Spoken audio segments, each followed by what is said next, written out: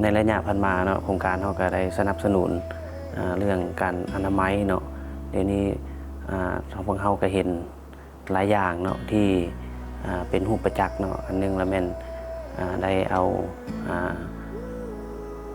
สิ่งกีดขวางเนาะในสายห้วยคิละมังเอานี้เนาะเป็นต้นแม่นต้นไม้ที่หักเนาะเศษขี้เหงื่อเนาะต่างๆเนาะออกจากสายห้วยเนาะเพื่อ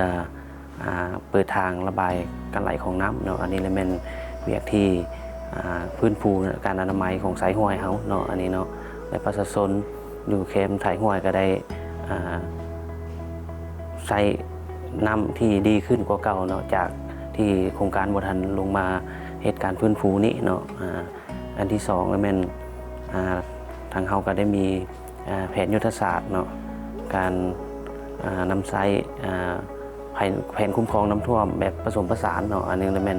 เพื่อตอบโจทย์ให้กับโครงการแล้วเป็นอันนึงเป็นเพื่อการวางแผนใช้ดินเนาะให้กับชุมชนนั้นอันที่สองก็ประชาชนรู้จักเนาะความเสี่ยงจากภัยน้ำท่วมเนาะและอันที่สามก็เป็นนำไปใช้เนาะการปรับตัวเนาะ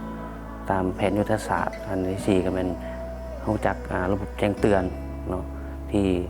ว่านำขึ้นสำไรลงสำไรอันนี้เป็นเราโดยอิงใส่แผนยุทธศาสตร์เนาะ ICMS นี้เนาะอันที่สามเป็นทางโครงการเขาก็ได้ลงไปซุกนูเนาะสร้างปลุกจิตสำนึกให้กับขั้นแข่งเนาะขั้นบ้านและหุงเฮียนเนาะอันนี้เป็นการไปใช้เป็นขั้นแข่งก็ได้เอาไปนำใช้เนาะการปรับปรุงการเก็บเมียนขี้เนื้อโดยเฉพาะเป็นหุงเฮียนที่ขึ้นกับบ้านพื้นที่เป้าหมายของโครงการของเก่าบ้านนี้เนาะก็ได้นำไปใช้ใจแยกขี้เนื้อเนาะหู